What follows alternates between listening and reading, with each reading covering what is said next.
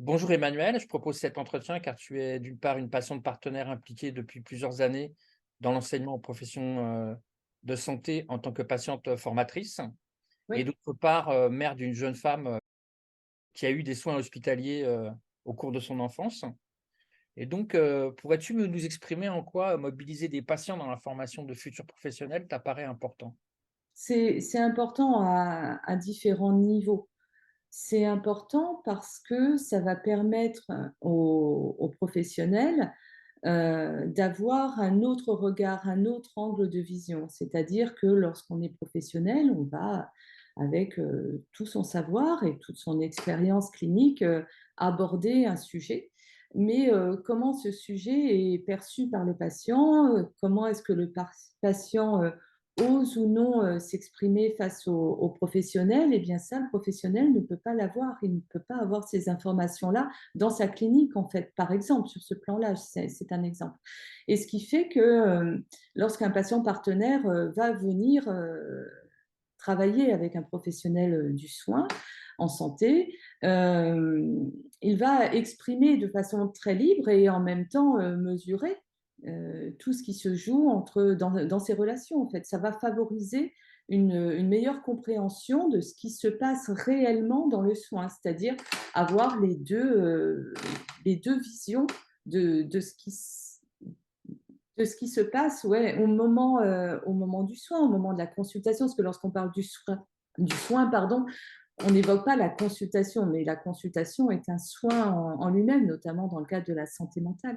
Donc, lorsqu'on est, patient partenaire, eh bien, on essaye humblement à notre niveau d'apporter, des éclairages, de ce qu'on a pu vivre, de comment on a pu le ressentir, quelle est notre analyse, quelle est notre analyse dans l'après-coup, qu'aurions-nous aimé ou qu'aurions-nous voulu faire autrement aussi de notre côté. Il y a plein de choses qui se jouent en fait dans les relations. Ce serait vraiment intéressant de mobiliser des patients à absolument tous les niveaux, à absolument tous les niveaux. Parce que lorsque un patient partenaire va venir témoigner de son expérience en pédiatrie en tant que parent, il ne faut pas oublier que lorsqu'on arrive avec notre enfant dans un système de soins à l'hôpital ou ailleurs, on est, on est extrêmement focalisé sur ce qui se passe autour de notre enfant. On est extrêmement envahi souvent par certaines émotions qui prennent beaucoup le dessus parce qu'on a peur pour notre enfant. On a peur qu'il lui arrive quelque chose et on le croit en sécurité à l'hôpital. Ça, c'est un point très important, c'est-à-dire qu'on le croit, on fait vraiment confiance, on le croit en sécurité à l'hôpital. Et pourtant, eh bien, et pourtant, il peut se passer beaucoup de choses à l'hôpital et on n'est pas obligatoirement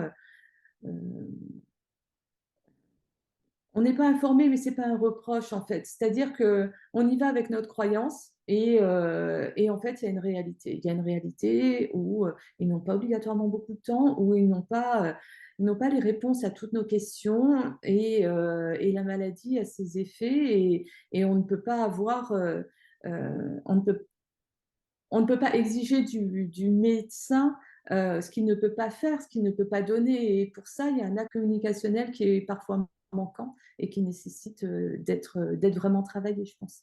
Je sais que tu es également socio-professionnellement particulièrement spécialisé en technosciences. Alors selon toi, quel est l'intérêt de mobiliser, comme nous comptons le faire dans l'immersion 360 degrés, Simulcare, pour permettre d'apprendre les compétences de communication?